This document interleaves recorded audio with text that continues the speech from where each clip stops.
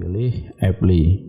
Jika kita sudah terhubung dengan DHCP server, maka kalau di sini kita lihat statusnya namanya bound.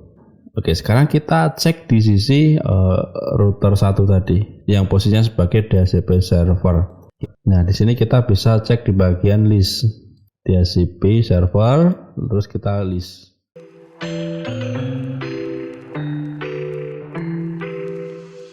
Halo teman-teman semuanya, kita berjumpa lagi di channel Best Newbie, channel yang membahas tentang komputer dan jaringan. Di channel ini kita membahas banyak sekali ya, yang penting tetap berhubungan dengan komputer dan jaringan. Di sini sudah saya bikinkan untuk playlistnya, jadi teman-teman bisa langsung ke playlist, atau kalau mau nonton video terbaru kalian bisa klik video yang terbaru. Dan untuk playlistnya di sini ada sudah beberapa bagian ya. Ini ada tentang virtualisasi server, terus ada virtualisasi, terus ada sistem operasi Windows, terus ada sistem operasi Linux, dan ada mikrotik juga. Nah, di sini akan bervariatif ya guys ya, dan akan terus diupdate. Jadi teman-teman jangan lupa untuk subscribe channel ini, dan mungkin juga bisa diinfokan ke teman-teman yang ingin belajar tentang komputer dan jaringan. Lalu selanjutnya di sini di Best Newbie ini juga ada fanpage-nya yang Facebook. Nah, teman-teman juga bisa kunjungi ya, alamatnya ya facebook.com/bestnewbie seperti itu. Dan di sini teman-teman sudah ada banyak yang bergabung ya. Nah, kalau teman-teman bergabung, kalian silakan klik tombol like atau follow. Oke, selanjutnya di video kali ini saya akan membahas tentang DHCP server dan klien di router mikrotik. Jadi mungkin teman-teman yang mau belajar tentang router mikrotik, nah di sini kita akan bahas di video kali ini ya. Kita akan bahas tentang DHCP server dan klien di router mikrotik. DHCP itu seperti apa? Untuk detailnya teman-teman bisa searching dulu ya, tentang pengertian dan sebagainya lah gitu. Di video kali ini kita fokus pada pembahasan konfigurasi DHCP server dan DHCP klien. Di sini sudah saya sediakan dua router yang ini secara fisik sudah terhubung begitu ya. Jadi teman-teman nanti untuk DHCP server dan klien gitu, yang kliennya mungkin bisa bervariatif ya, bisa menggunakan Linux, bisa menggunakan Windows seperti itu. Tapi di video kali ini saya menggunakan dua router mikrotik. Jadi langsung saja ya ke konfigurasinya. Jadi di sini router 1 akan saya jadikan DHCP server, lalu yang router 2 akan saya jadikan DHCP klien. Kita masuk ke router 1 dulu, kita setting DHCP servernya. Teman-teman masuk Winbox dulu ya, seperti ini. Lalu kalian bisa klik bagian menu IP DHCP server. Ya, di sini ada banyak sekali tab ya di jendela ini. Nah, untuk pertama kali paling gampang, teman-teman bisa menggunakan ini DHCP setup. Tapi sebelum itu kalian harus buat dulu ya IP address-nya. Kita ke IP address. Di sini kita buat IP address baru. Misalkan 192.168.10.1/24. Oke. Nah, terus interface-nya ini interface yang akan kita gunakan DHCP server nanti. Jadi saya gunakan Ether 2 ya. Kita coba. Lalu kita pilih Ether 2, kita apply dan kita oke. Ya, di sini kita sudah membuat satu network IP address ya. Lalu langkah selanjutnya kita ke DHCP setup. Kita buka DHCP setup. Di sini yang pertama ada opsi ya, DHCP server interface. Nah, di sini adalah opsi untuk mengatur atau memilih interface atau LAN card yang akan digunakan untuk DHCP server. Tapi saya setting di Ether 2 ya IP-nya. Jadi saya gunakan di Ether 2 saja. Lalu kita pilih next. Dia secara otomatis mendeteksi ya network yang sudah ada. Ini ada DHCP address space di sini, ada /24 ini karena yang di IP address tadi saya menggunakan /24. Oke, selanjutnya kita pilih next.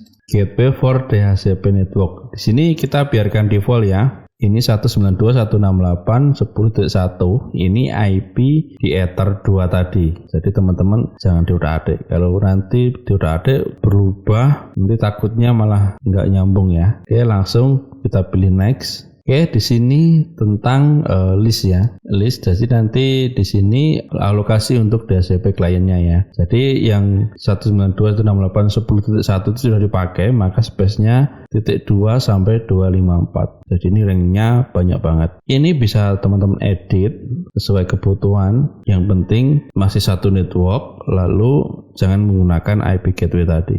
Misalkan ini 2 sampai 10 gini juga bisa. Atau biarkan default juga nggak apa-apa. Defaultnya tadi 254 ini ya. Oke, kalau sudah selesai kita next lagi. Di sini ada DNS server. Kita bisa masukkan IP DNS servernya. Kalau teman-teman bingung bisa masukkan IP DNS servernya dari provider atau ISP yang kalian gunakan seperti itu. Ini sebagai contoh saja, saya menggunakan DNS-nya 192.168.10.1. Ini saya samakan dengan gateway ya. Lalu selanjutnya pilih next. Ini di list time defaultnya 30 ya. Jadi nanti kalau 30 menit tidak ada aktivitas, kemungkinan akan terputus. Jadi teman-teman bisa atur ini. Di sini detik, terus di sini menit, sini jam. Kalau hari nanti bisa tambahkan 1 day ini. Tapi kalau ini udah gini aja nggak apa-apa. Terus selanjutnya kita pilih next, dan di sini sudah selesai ya. Setup sudah komplit, sudah selesai. Sampai di sini kita sudah selesai untuk setting DHCP servernya. Jadi untuk selanjutnya kita setting DHCP client di router yang kedua. Di sini kita tidak perlu setting IP address ya, karena kan kita posisinya klien. Jadi nanti IP address-nya kita memperoleh dari DHCP server. Oke, langsung kita coba, kita tes ya. IP DHCP client. Oke, di sini seperti ini ya. Lalu kita klik tambah plus ini di bagian DHCP client. Kita klik plus. Terus di bagian DHCP ini kita pilih Ether-nya. Nah, kita pilih ini nanti kalau secara fisik teman-teman bisa cek bagian yang port yang ditancapin kabelnya ya, yang mengarah ke DHCP server. Di sini saya menggunakan Ether 2. Lalu di bawah ada opsi ini ya, use peer DNS. Nanti kita gunakan DNS yang dari sini, dari router 1. Terus use peer NTP, ini waktu ya NTP, dicentang nggak apa-apa. Lalu di sini add default route, kita pilih yes, ini untuk gateway ya. Terus selanjutnya di sini ada seperti ini, dah kita biarin saja. Kalau sudah selesai kita pilih apply. Jika kita sudah terhubung dengan DHCP server, maka kalau di sini kita lihat statusnya namanya bound. Ini sudah terhubung. Kalau di bagian sini, nah di sini statusnya bound, dan di sini ada expired after, seperti ini ya. Jadi kalau sudah ini habis nanti udah akan lepas gitu ya. Terus di sini ada IP yang kita peroleh dari DHCP server. Kita cek di bagian IP address. Nah, di sini otomatis sudah ada IP address-nya. Jadi begitu ya. Dan di sini statusnya D, ini artinya dynamic. Dynamic itu DHCP. Seperti itu. Oke, selanjutnya apalagi sudah ya. Oke, sekarang kita cek di sisi router 1 tadi yang posisinya sebagai DHCP server. Oke, kita kembali ke router 1. Di sini kita kan harusnya ini ya, sudah ada satu IP yang kita share ke router 2 tadi, yaitu 254. Ngeceknya di mana nih? Kalau hanya ini kan kita nggak tahu ya kliennya berapa gitu.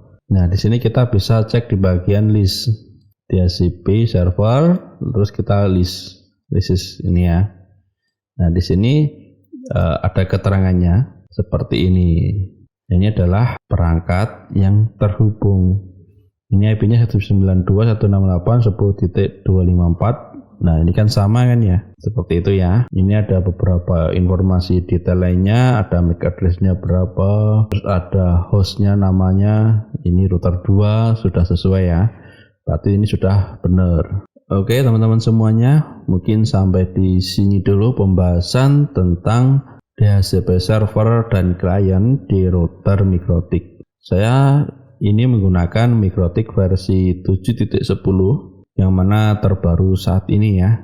Oke, mungkin cukup sekian ya. Kalau teman-teman ada pertanyaan bisa tuliskan di kolom komentar. Terima kasih dan saya pamit undur diri. Kita berjumpa di video yang lainnya.